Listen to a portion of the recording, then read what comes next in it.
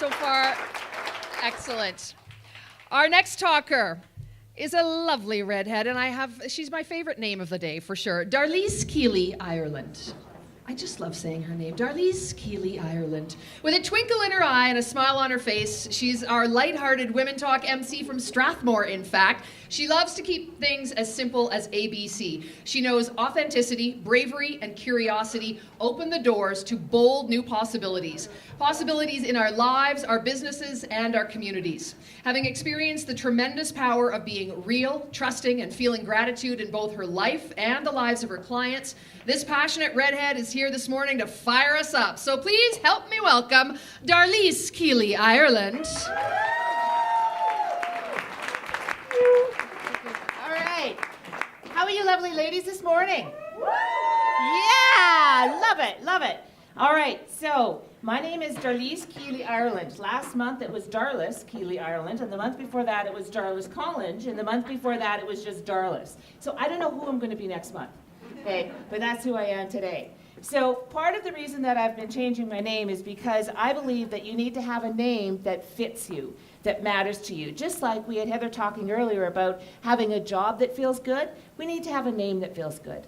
So I've tried a few names on, and this is the name that sticks. So I think this is probably who I'm still going to be next month. But that's all part of why I'm here to talk to you guys today. It's all about what feels right for you.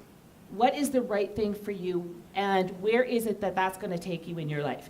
So we're going to talk about how do you fuel your inner fire. So here's a quote. I survived because the fire inside me burned brighter than the fire around me. When I think about the fire around me, I think about chaos and drama, tragedy, right? We think about things like, oh, so many responsibilities, feeling heavy, feeling overwhelmed. There's a lot of fire that goes on around here. Would you agree? Some of you might be dealing with some fires right now. But when you have a fire inside you that burns brighter than what is out here, it diminishes all of this. And for me, that fire inside, that's a fire that says, I know who I am, I know where I'm going, and I'm doing the things that are right for me. Now, this doesn't mean that we're being self-serving, please understand. I'm not saying that we're going through the world being egotistical and self-serving. But what I am saying is that when we're completely comfortable and confident in who we are, then our inner fire burns bright, and other people see that light. And it makes life so much more fun. Agree? So, I'm going to tell you today about an outer fire that I have been experiencing for the last 4 weeks. And some of the lessons, and some of the insights, and some of the reminders that I've gotten, and how all of this outer fire that's been going on in my life has actually stoked and fanned the flame of my inner fire. So for the next half hour, my goal is to be of service to each one of you through my story. That's my outer fire. It's actually kind of cool. It was an actual fire. So on September the 3rd, I went to bed at 11 o'clock at night. Just after midnight, I woke up with a start, and I was wide awake. And I listened. And then I looked around. I didn't see anything. I didn't hear anything. And I thought, why am I awake? I noticed that the blind was up on my window. And that's something I never, ever do. I always close my blind at night. So I thought, all right, I'm going to close my blind. I walked to my window. I looked out across the field to the neighborhood across the way. Didn't see anything unusual. I looked up. Maybe there's a helicopter. Maybe there's some crazy prehistoric bird flying by. There was nothing on the road that goes by my house. I looked down. I looked at the patio. I looked in the backyard. I looked in the neighbor's yard. There was nothing. And I thought, all right, whatever it is, it's obviously gone, and I'm going to go back to bed. So I climbed back into bed, and it was 12:11. And I laid there, and I couldn't sleep. And it was like the hairs on the back of my neck were up. And I felt very unsettled. And I even prayed to say, okay, I need some sleep. Please bring me peace, bring me sleep. Didn't help. And then I heard pop, and my whole room was aglow. I opened up my eyes, and my entire bedroom window was now yellow, orange, and red. I jumped out of bed like it was Christmas, and I threw up the sash, and I looked out the window, and my deck was on fire, and the flames were at the bottom of my window, and I live on the second story. That all happened in a mere matter of seconds. From the time I looked to the time that happened, I'm sure it couldn't have been more than 60 seconds. So I did what I knew that I needed to do, and I grabbed my phone, I ran downstairs to the main floor, and I opened up the bedroom or the basement door. My daughter, she's 22, she lives downstairs in the basement. And now I'm never allowed to go down there. Ever. Ever. And I thought that probably applied in the case of a fire too, because if you know my daughter, she would say, "What are you doing in my room in the middle of the night?" And then we'd have this big discussion about why I'm in her room, and I'm sorry I didn't knock or didn't text first, but you know, there's an emergency. Well, how big is the emergency? It just would have taken way too long. So I thought, okay, well, I'm not even going to go down there. So I opened up the door. The windows that were right beside the fire in my living room were already black and crackling, and I could see crackles on them, and I could hear them crackling. So I'm thinking these windows might implode at any time. So I stood with the windows, the basement door, and me, so that was protecting me. And I'm hollering downstairs to my daughter, "Jaden, Jaden, fire, fire, Jaden, Jaden, get the hell out of bed." And then she opens up her door and she says, "What do you want?" I said, "There's a effing fire in the house, get out." "There's a what?" "Jaden, there's a fire." "Oh!" Right? And I went, okay, I think she's awake. She's got the message. So I ran back upstairs really fast, and that's when I started dialing 911, because my first concern was get the people out of the building, right? Get the people out of the house. Ran upstairs to get my work computer because it is my livelihood. So I'm talking to 911 with one hand, and I'm juggling and getting all my cords unplugged with my other hand, and I'm thinking, okay, make sure you got the computer. Do you need anything else? You don't need the case. No, you can probably just carry it. But make sure you take the cord, because if you don't take the cord, you're not going to have much good, because then you have to order a cord, and then you're not going to be able to work. No, make sure you grab the cord. Leave the cord attached, because if you disconnect the cord, you might drop it on the way down. This way, it's attached to your computer, and if you have to drop it, you can just drag it. Yes, yes, we're 292 Ranch Close. Yes, yes, no, everybody's out of the building, right? So it's crazy how mine works, right? So I come out of my office, and I go to the stairway, and my bedroom is right here, and I went, oh, there's probably going to be people watching the fire. I better get some clothes so I can change. So I ran into my room, and I grabbed the clothes that I had yesterday, run down the stairs. I get to the landing, and on the landing, I can already see that the main floor is completely filled with smoke. I can smell the smoke. It's hard to breathe, getting hard to breathe. I look over at the door. It's unlocked, so I'm pretty sure my daughter has left the house. Like, okay, good, she's out. First, I gotta see, what else do I need? I need shoes. I go to the front door, I open up the closet, and I'm like, I don't want the blue ones, where's my black ones? And I'm not wearing those red ones, they're not very comfortable. I want my black shoes, they match my pajamas. Oh, Darlis, just grab some shoes. Oh, there's my black shoes. So I grab my black shoes. So I'm standing at the door, and I know that I've only got one chance to open that door, because I remember from grade 4 fire safety that the moment you open up a door, you can create a backdraft, and you could make that fire just go like crazy. Not that I got one chance to get out of this house so that I'm not making more of a mess for the firemen to clean up. And of course, I'm still talking to 911. So I looked around, I thought, what else do I need? What else do I need? What else do I need? I need my purse. I'm probably going to need to go to 7-Eleven at some point tonight, because I'm thinking we just might need some supplies. So I go and I grab my purse, I go to the door, and by this, like, I can't breathe. I'm holding my breath. And I opened the door just a crack, and I holler out, "Jaden?" She said, "Yeah." And I went, okay, she's out, I'm out, I got the things that I need. Open the door, scoot out, shut the door behind me, and go out onto the front driveway.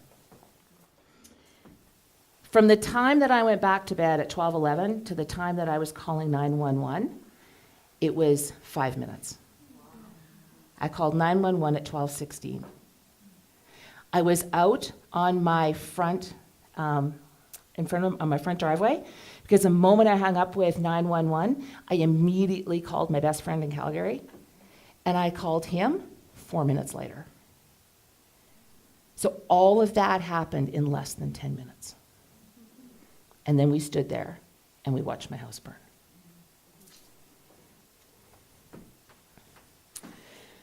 It is indeed during our darkest moments that we must focus in order to see the light. So here I am standing out there. Les hadn't arrived yet, But he's on the phone, and I've got victim services that are standing with me, and I also have a fire crew, and I've got some of one of the fire crews that wasn't fighting the fire is monitoring the fire. And I also have police.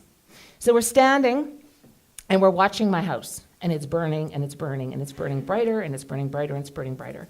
And I am going between devastation, grief, and upset, and making jokes with victim services, and asking if anybody brought chocolate, and saying, could we do a run to Timmy's because I'd like a mocha, right? And it was crazy. It was crazy. And they said, don't worry, Darlis, this is actually quite normal. This is what people do in shock. This is how they behave. And I'm thinking in my head, okay, this is just like a wee too close to crazy town for me. I felt like my inner flame inside was, when you have a bonfire and it's really windy, and the flames are going all over and you can see through them, and sometimes they're tall and sometimes they're short. That's how I was feeling. And I thought, no, I want my inner flame solid, strong, grounded. What am I going to do? And I thought, well, I can make a decision. So I did. So what I did is I stood with my best friend on the phone and these strangers standing around me, and I began to pray. And I said, dear Lord, thank you for this fire. I know that you would not bring anything into my life that was not to my highest good. And this must be a lot of good. Thank you for bringing my daughter and myself out of this home. Thank you for waking me before the fire so I could act quickly. Thank you for the neighbors and the emergency personnel and the people who are bringing us jackets and blankets and chairs and hot chocolate and tea. Thank you for the generosity and for showing me the kindnesses that are in the human heart. And my list went on and on and on. And then I said, and thank you for all the many blessings that I know are yet to come from this fire. May I embrace them all and do thy will. And from that moment on, I stopped being crazy Darlis. Did I still cry? Was I still upset? Absolutely, I was. But when I look back at that particular time when I was out there and those things were happening, I realized a couple of things. One, why was I so calm in the house? Why was I grabbing clothes and getting shoes and looking for the ones that match my pajamas?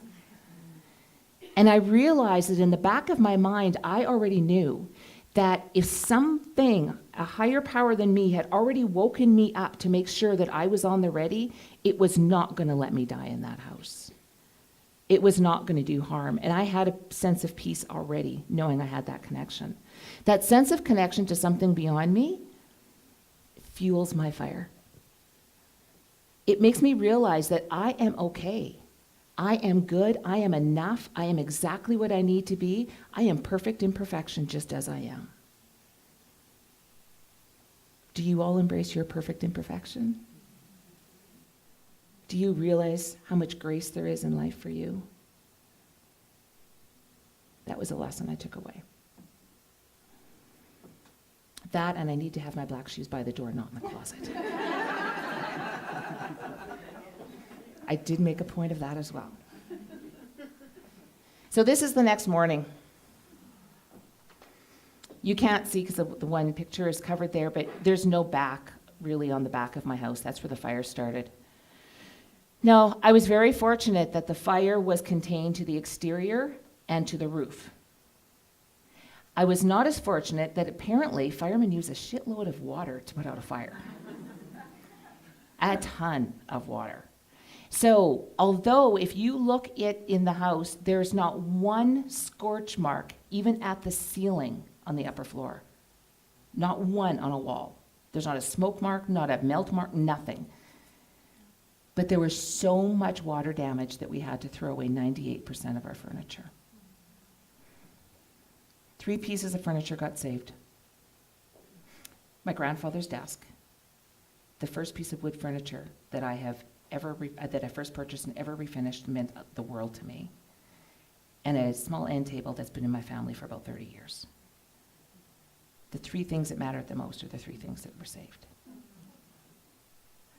And it's when I remember I said earlier, I picked out the computer, I grabbed my purse, well, and my shoes and my clothes and stuff, but I don't know why, but for the last 20 years, every once in a while, the thought runs through my head, if you have a fire in the house, what are you going to take? Because you can only take one handful. And that has changed over the years, but I do recall that about 2 weeks before the fire, that question came through my mind. What will I take if I have a fire in my house? And I said, I'm taking my computer, I'm grabbing my purse, and of course, I'm making sure first that Jaden gets out. So I was able to act actually quite calmly because I knew what was of most value to me. But how often do we say, what do we put a priority on? What's the priority in our friendships? What's the priority in our possessions? What's the priorities in our life? And then do we do everything that we can do to stop those from being consumed? I stopped those from being consumed in the fire. Do we stop those things from being consumed in our lives? Because when we save those things, when we protect those things that truly mean something to us, that are truly valuable, those are the things that, again, they brighten up our own inner fire. They align us. So that was the aftermath that we walked through on Sunday. Now, walking with a friend in the dark is better than walking alone in the light. Well, that night, I not only had, it was really funny, my best friend, he's on the phone with me, and he said, what can I do for you? I said, just stay on the phone with me until the firemen arrive, because then I'll be okay. And so we're talking. I said, I can see the firemen, so, you can go back to bed right away. He said, Darlis, I'm halfway there. I think that would be dangerous. Oh, you are? Oh, that's so nice. But I had, and he stayed there with me until 4 o'clock in the morning. He had to work at 6. So he stayed till just after 4. He came home, he had a quick shower, he went to work at 6, and then he worked a 14-hour day. Okay, that's what a real friend does for you. I had neighbors who have started Facebook discussion groups, got back to the hotel where we were staying. I found cash, I found cards, I found gift cards, I had calls, somebody has given me a desk, somebody wants to give me a table. There is a woman who has a house that she was about to put up for sale, and 3 people that I kind of know said, I know of a lady and her daughter who need a home, would you consider renting again? And she went, okay, she took it off the market. She decided not to put it on the market so we could rent the house, and I'll show it to you. So all of these wonderful things keep coming in, and all of those people I consider now to be my friends. All of those people I consider to be my friends. What I've had to learn throughout this entire process is that people would say to me, what can I do to help you? And I would say, I don't know. Because I didn't know. I mean, even now when somebody says, what can I do to help you? I don't know. And I had to really stop and think, what do I need? We get so used to being independent and doing our own thing that we don't think about what could somebody else do for me, because we can just do it all. And so I had to stop and think, what is it that people could do for me? And it was extremely hard for me because I'm used to giving. I'm not used to the receiving. And so this has been a tremendous blessing in learning how to receive. It's been a tremendous blessing in knowing what it is I really need.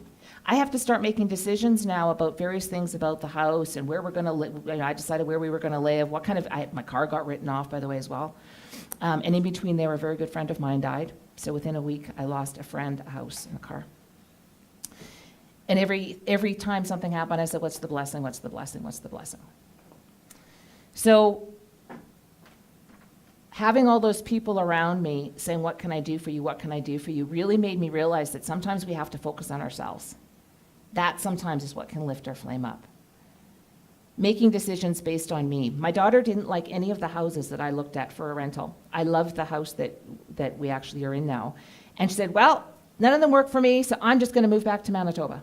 She's my only family here. All my kids and everybody is in Manitoba.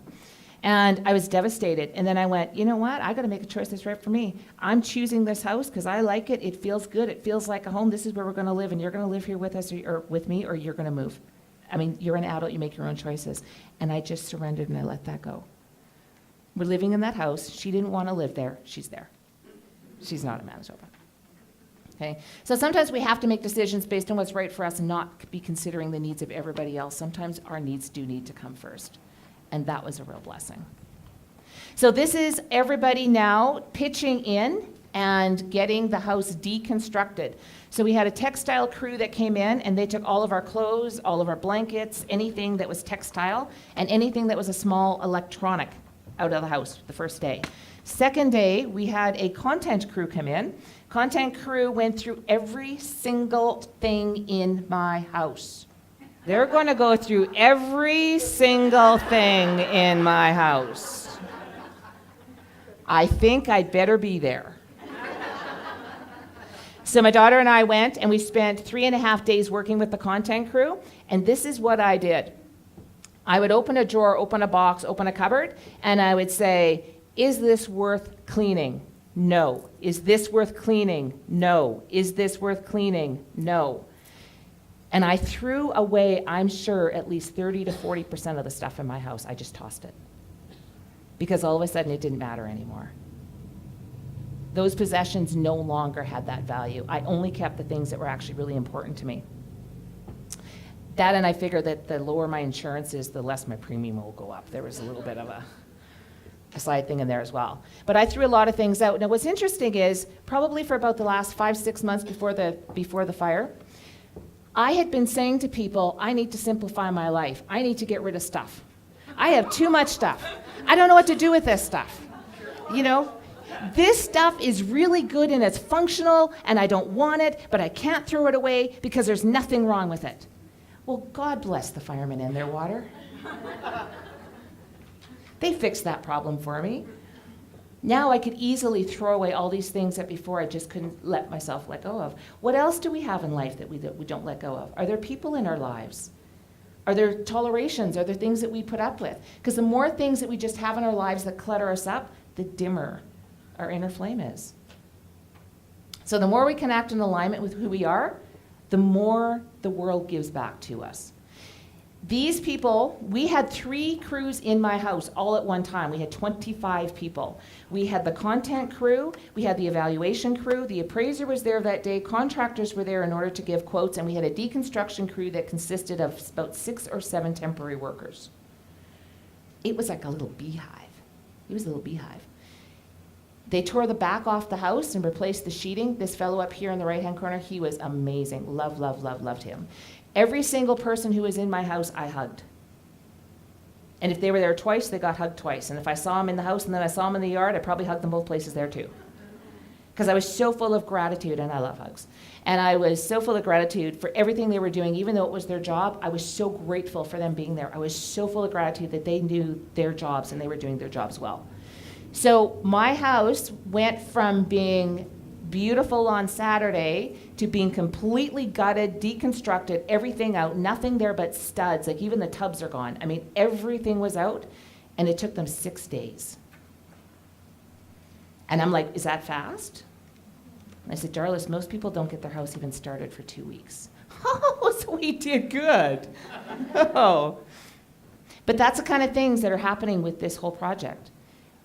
My adjuster, I said to her, they threw my marble table out, but I've got 8 big chairs that go with it. The chairs are fine. I don't want the chairs. Can we also write the chairs off? She said, no, that's not policy. Policy is, even if it's a set, that's too bad. You can replace the chair or replace the table or don't replace the table. And I said, but I really don't like it. I wasn't using it. And I understand if I have to keep the chairs, it just seems a shame that they have to go back into my garage. And she said, oh, you know what, for you, yeah, okay, let's just write them off. Okay. I phoned my builder, the builder of the house, and I said, I need to have the finishing specs because we need to put the house back to the same quality it was. And told him what happened. He said, oh, Darlis, here's what we're going to do. We're going to get together and you're going to go through everything in the house so we can make sure that we get you exactly what you want. And then if you can come to one of my companies, one of our suppliers, we'll make sure you actually get a better quality than what you would normally get because we're going to give you a great big discount. Wow, okay. So those are the kinds of things that keep happening. They keep happening over and over again. But I am so real and I am so authentic with this project. I show up and I dance. I show up and someone says, are you going to get rid of your plants? Big, burly, bushy face guy. And he said, what are you doing with your plants? I said, well, I'm going to take these ones, but I have no room for the rest. He said, can I have them? I said, really? He said, yeah, I'll nurture them and I'll look after them. So I saw him I came the next day and he was there. Did you take the plants? Yeah. How they doing? Good. They have a home? Yeah. I said, you are so friggin' awesome. Give me a hug. Give me another one, because that one was good. I'm so grateful. So on this day where we had 25 people there, it was cold. It was a cold day. And we had all the I had no windows. I have no windows. We didn't have them open, they just weren't there. So we have no windows. The doors were all open, the back of the house was gone, and everyone was freezing. So I made a run and I got everybody hot chocolate and donuts. And so the person that was coordinating the project, they said, why did you do that? Homeowners don't do that. And I said, well, you're in my home. I'm a good host. And you took away my tea kettle. This is the best I can do. So every day I brought them coffee, I brought them hot chocolate, I brought them donuts, and I served them. I would say to the content crew, tell me what I can do to serve you. I'm here to serve you and make your job easier. Tell me what I can do to serve you, because you're serving me. I fully believe that the best way to serve myself is through service to others. And this is now where it led to. The house was gutted. That's the rental that I'm in. Beautiful house. Beautiful, beautiful house. I had a 2009 gray Kia, which I didn't like. And so 3 days after the fire, Les and I were driving in Calgary, and we're heading to go do some furniture shopping, and I went, oh, okay, I got it this time. I know how to do it. All right, God, I really don't like my car. It's time for a new one. It's all rusted in the front. I can't afford to fix it, and it would be really great if I could get a vehicle that was more my personality style. But could you please make it easy, effortless, have no damage, and nobody gets hurt? So my car went in, they wrote it off, and I got way more money for it than I would have ever gotten it for it any other way. A blessing. A blessing. So I survived because the fire inside me burned brighter than the fire around me. Even though the circumstances around me were not that great, I chose to have a great attitude. I chose how I approached it. I chose to find blessings each and every day. Even if something seemed horrid at the moment, I found a blessing in it.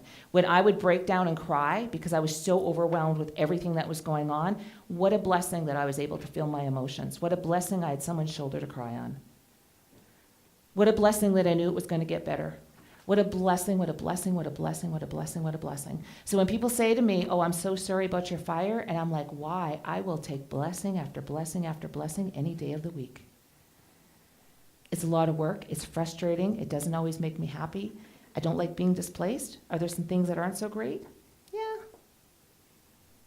But overall, the blessings are definitely, definitely much higher. So these are just a few of the various blessings, the things that I was reminded of in this fire. But there's lots more. I mean, there's lots and lots more. And there's lots of things that I have realized through this experience, things that I just naturally do that attract, just like a moth to a flame. I have all these wonderful blessings and gifts coming to me. Not because I'm looking for them or asking for them, but it's just a way of being. It's a way of feeding that inner flame. So these are a few of the things. For all of you that are here today and tomorrow, there is a sign-up sheet and some information over on the table here where the green bowl is. And I am going to do a complimentary webinar that is exclusively just for participants of this event. And we're going to talk about what are the ways that you can fuel your inner fire. We'll talk about some very specific things you can do, and we'll also talk about some things that you can avoid and eliminate in your life that may be consuming and putting your fire out, diminishing your fire. Okay? So what I need you to do is you do need to sign up so that I can get you all of the information and the login and so on. And it's going to be happening in mid-October. If you want to talk to me at any point about any of this, I'm happy to share with you. And if you're interested in doing, working on how to make more of this a part of your own life, how to attract more bigger possibilities that come to you easily and effortlessly, then I do have a one-on-one program. But anybody from this group who is interested in working with me one-on-one, we're going to increase the amount of time for you from 3 months to 4 months at no extra cost. Okay? To really make sure that we give it you as much as we can to get your flame burning high. All right, so who's ready to be on fire?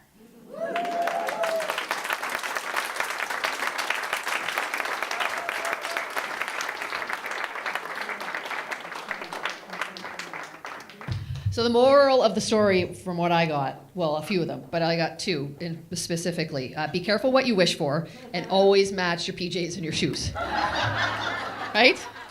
And we're good to go. Okay, perfect.